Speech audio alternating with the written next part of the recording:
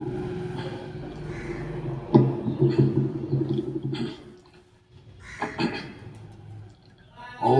नमः श्री यतिराजाय विवेकानंद सूरये सच्चित सुख स्वरूपाय स्वामिने तापहारिणे।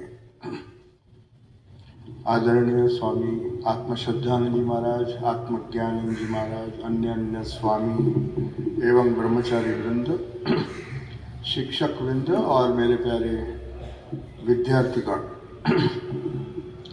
वैसे महाराज ने कहा था क्योंकि मैं इंग्लैंड से आ रहा हूँ तो वहाँ तो हिंदी बोलने की आदत नहीं है, फिर भी मैं कोशिश करूँगा कि हिंदी में ही ज़्यादातर आपको संबोधन करूँ। तो आप लोग सब जानते हैं कि स्वामी विवेकानंद शिकागो विश्व धर्म परिषद में भारत का प्रतिनिधित्व करके करीबन 4 साल 1893 से 97 तक जब वो भारत वापस आए, उसके बीच में वो 2 बार इंग्लैंड गए हुए थे। इंग्लैंड और यूरोप का प्रवास उन्होंने किया। पहले पेरिस गए और पेरिस से इंग्लैंड में पहली बार जब गए तो कुछ 3 महीने वो रुके। तो उस समय आप लोग को ज्ञात होगा कि भारत पराधीन था। 1895 की बात कर रहा हूँ, 1895 और 1896 2 बार स्वामी जी गए। एक बार तो स्टर्डी, मिस्टर एडवर्ड स्टर्डी करके उनके एक शिष्य थे, उन्होंने उनको इनवाइट किया था और उन्होंने कुछ किताबें भी, नारद भक्ति सूत्र वगैरह अनुवाद करने में उनकी मदद की। और वो शांति से थोड़ा रहना चाहते थे। अमेरिका में बहुत प्रवचन वगैरह देकर थक गए थे, तो 6-7 वीक्स तक जहाँ हमारा आश्रम है वहाँ से ज़्यादा दूर नहीं है, वहाँ पर वो नदी किनारे एक बहुत सुंदर मकान था, तो उसमें वो रुके और कुछ विश्राम भी लिया। फिर उनको लगा कि पूरे कॉलोनियल एम्पायर, ब्रिटिश एम्पायर, जो बहुत सारे देशों के ऊपर अपना संस्थानवादी प्रभुत्व उन्होंने प्रसारित किया था, तो उनकी इच्छा थी कि ब्रिटिश एम्पायर के केंद्र में लंदन में मैं वेदांत का संदेश जो है, श्री राम कृष्ण देव के जीवन और आलोक में जो वेदांत, अमर वेदांत का जो संदेश है, उसका प्रचार प्रसार इंग्लिश भाषा में अगर लंदन में करूं तो वहाँ से सारे विश्व में जहाँ जहाँ ब्रिटिश साम्राज्य था, उस समय तो काफ़ी ऐसे कहते थे कि ब्रिटिश एम्पायर में कभी सूर्य का अस्त ही नहीं होता है, इतना विस्तार था उनका।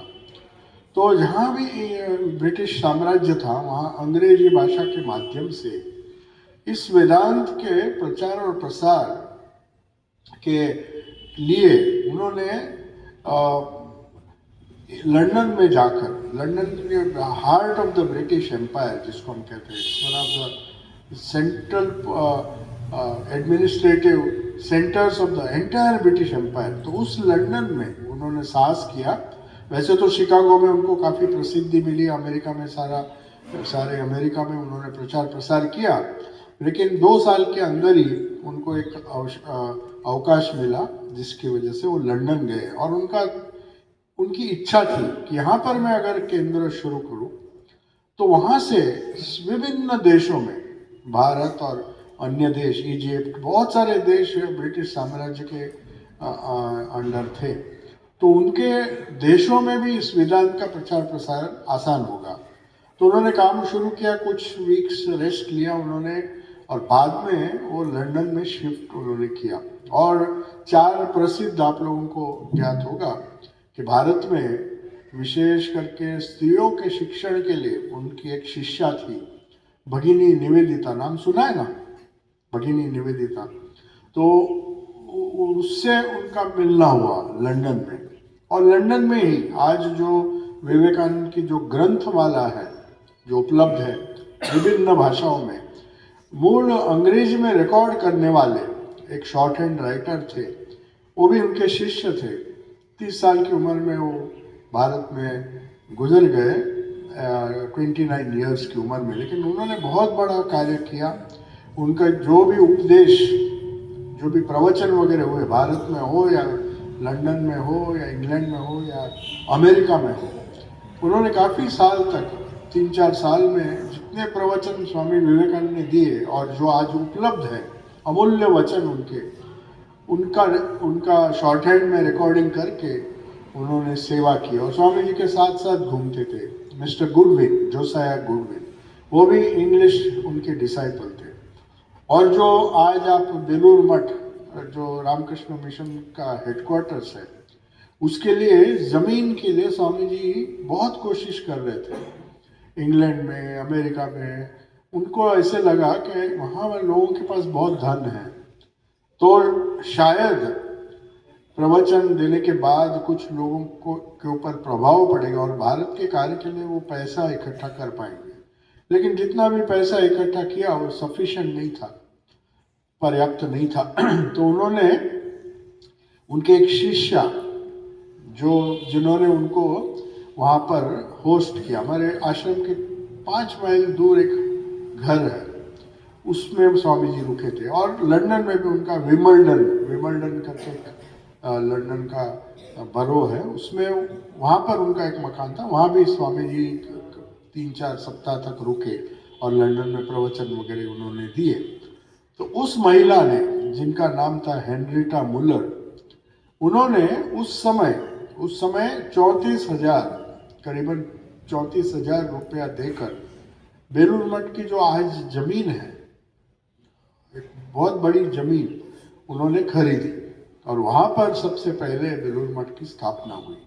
वैसे आप देखेंगे इंग्लैंड के और भी एक दंपत्ति थी, husband wife, captain and Mrs saviour.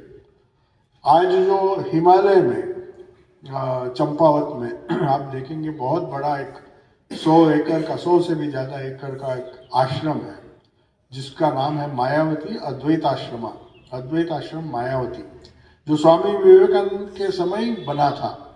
और इस दंपत्ति ने, जो हस्बैंड एंड वाइफ थे, captain and Mrs saviour, Swami ji के एक बात पर, उनकी एक इच्छा थी कि हिमालय में एक बड़ा आश्रम हो जहाँ मेरे पाश्चात्य शिष्य और पूर्व के जो शिष्य हैं वो दोनों रहेंगे एक साथ और एक वैश्विक संदेश को सारे विश्व में वहाँ से प्रचार और प्रसार होगा।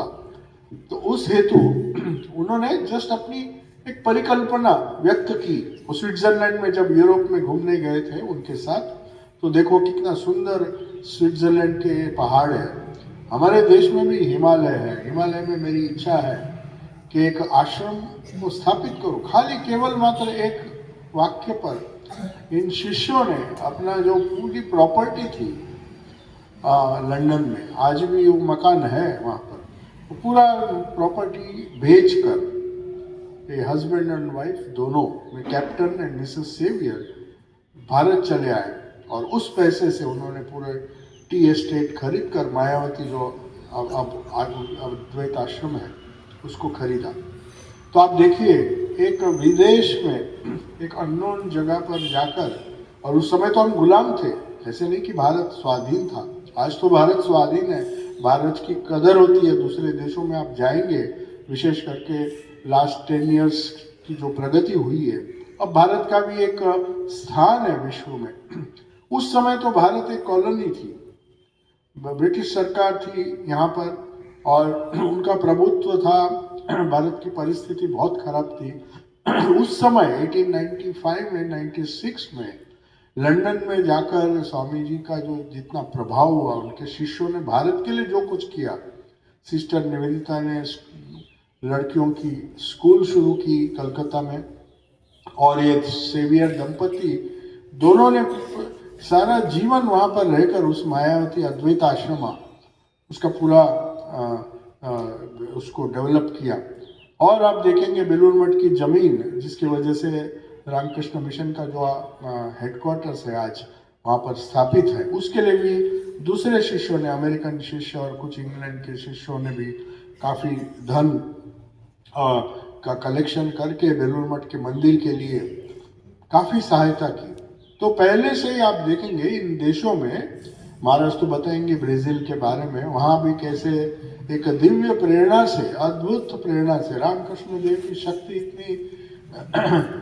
इतनी बड़ी शक्ति है रामकृष्ण देव और उनके जो शिष्य थे, कि अलग अलग देशों में, अलग अलग संस्कृतियों में, जहाँ पर कोई भी भारत का विचार उस समय पहुंचा नहीं था, तब इनकी दिव्य शक्ति और दिव्य अनुभूति बहुत लोगों को हुई, वहाँ के लोगों को हुई, और उन्होंने उस प्रेरणा से अलग अलग केंद्र की शुरुआत की। हमारा जो केंद्र है, स्वामी विवेकानंद चाहते थे वहाँ केंद्र शुरू करने, जैसे न्यूयॉर्क में उन्होंने किया उनके जीते जी, किंतु लंदन में बहुत साल बाद 1934 में एक स्वामी जी गए, उन्होंने कुछ कार्य किया, किंतु आज़ादी के बाद 1948 में सबसे पहले जो रामकृष्ण, एक महाराज ने कहा वेदांत सोसाइटी कहते हैं, लेकिन वहाँ पर विशेष करके वहाँ के जो पहले स्वामी जी थे, स्वामी घनानंद जी, उनकी इच्छा थी रामकृष्ण के नाम से ही केंद्र होगा, तो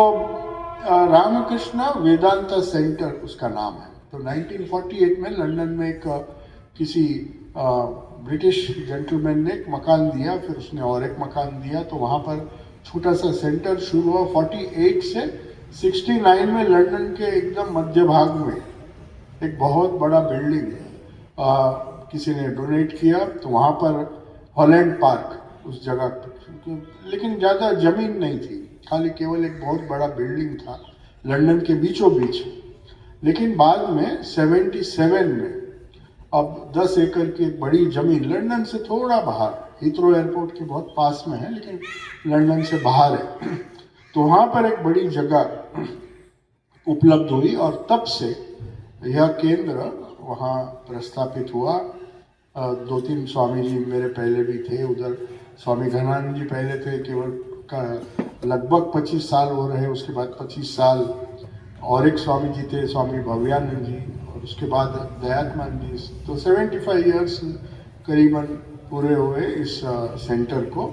और उस सेंटर से इंग्लैंड में बहुत सारे अलग अलग प्रांत हैं, लंदन के सिवा। लंदन में मेजॉरिटी प्रचार प्रसार होता है, लेकिन उसके अलावा भी स्कॉटलैंड है, स्कॉटलैंड की जो राजधानी है एडिनबरा, वहाँ पर भी एक अनौपचारिक केंद्र है, और भी विभिन्न जगह में छोटे छोटे ग्रुप्स हैं, और वहाँ पर भी जाना आना होता है। तो आयरलैंड में आप लोगों ने सुना होगा, जो एक समय ब्रिटिश यूनाइटेड किंगडम का भाग था, लेकिन आयरलैंड अलग हो गया, वहाँ डबलिन में भी सेंटर है।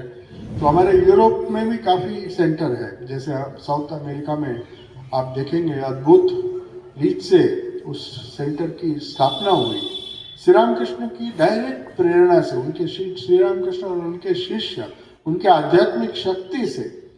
आप समझ, मैंने इतने अद्भुत रीत से, इवन इंग्लैंड में आप देखेंगे, वहाँ पर जिन्होंने कंट्रीब्यूट किया है या इस संस्था को सपोर्ट किया है शुरुआत से, आजकल बहुत सारे भारतीय 1963 के बाद भारतीयों का जाना हुआ, जब आज़ाद हुए बाद में डॉक्टर्स, इंजीनियर्स, अभी आप देखेंगे काफ़ी भारतीय वहाँ पर है। लेकिन जब हमारे स्वामी जी वहाँ गए थे, 34 हो 48 में और एक स्वामी जी गए, तो उस समय 300 या 400 फैमिली थे पूरे इंग्लैंड में, भारत के मूल के। तो ब्रिटिश लोगों की मदद से ही उनको प्रभावित करके वेदांत के तरफ, वेदांत और रामकृष्ण का जो वैश्विक संदेश है उसके तरफ उनको आकर्षित करके, क्योंकि वहाँ पर एक रिलीजन है, वहाँ पर एक प्रोटेस्टेंट रिलीजन है, क्रिश्चियन देश है, तो वहाँ पर वेदांत का और श्री रामकृष्ण के वैश्विक संदेश का प्रभाव डालना तो बहुत कठिन काम है। भारतीय मूल के लोग अभी तो बहुत सारे हैं, तो वो भी आते हैं वाइट, लेकिन ब्राज़ील जैसे देश में, साउथ अमेरिका हो, जहाँ कल्चर टोटली अलग है, वहाँ बहुत मुश्किल होता है। विशेष करके जैसे अभी स्कूलों में इतने लोगों के सामने हम बोल पा रहे हैं, वहाँ स्कूलों में तो समय भी नहीं, कोई आपको बुलाएगा भी नहीं, वो इतने बिजी रहते हैं पढ़ाई में कि ऐसे कल्चरल स्पिरिचुअल प्रोग्राम्स के लिए उनके पास समय बहुत कम रहता है, जो कुछ। लेकिन क्लास में एक अद्भुत बात है, वो दो it is a Christian nation, वहाँ पर क्लास में कंपलसरी रिलीजियस एजुकेशन दिया जाता है। आप चूज कर सकते हैं, इस्लाम पढ़ना है तो इस्लाम पढ़ो, क्रिश्चियनिटी पढ़ना है तो क्रिश्चियनिटी, लेकिन ऑफिशियल सिलेबस के अंदर आपको हिंदू रिलीजन, सब रिलीजन का प्रचार प्रसार करना बहुत आसान है, किंतु आपको स्कूल के टीचर्स के थ्रू जाना पड़ेगा। आप इंडिपेंडेंटली जाके इसे प्रचार नहीं कर सकते। लेकिन एक अच्छी बात है, वहाँ पर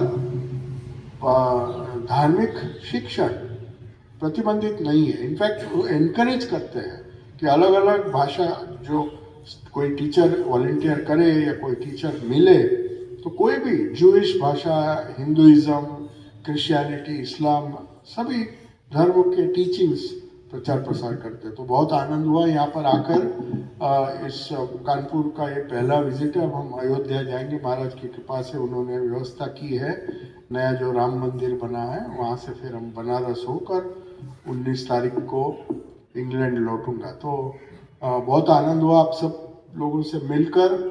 इस स्कूल के माध्यम से जो विचार आप लोग यहाँ ग्रहित करेंगे, स्वामी विवेकानंद के जो विचार हैं, आपके जीवन में उसका प्रभाव पड़े और आपके दैनंदिन जीवन में और आपके कैरियर में आप उत्तरोत्तर प्रगति करें, ऐसी प्रार्थना के साथ मैं अपनी वाणी को विराम देता हूँ। धन्यवाद।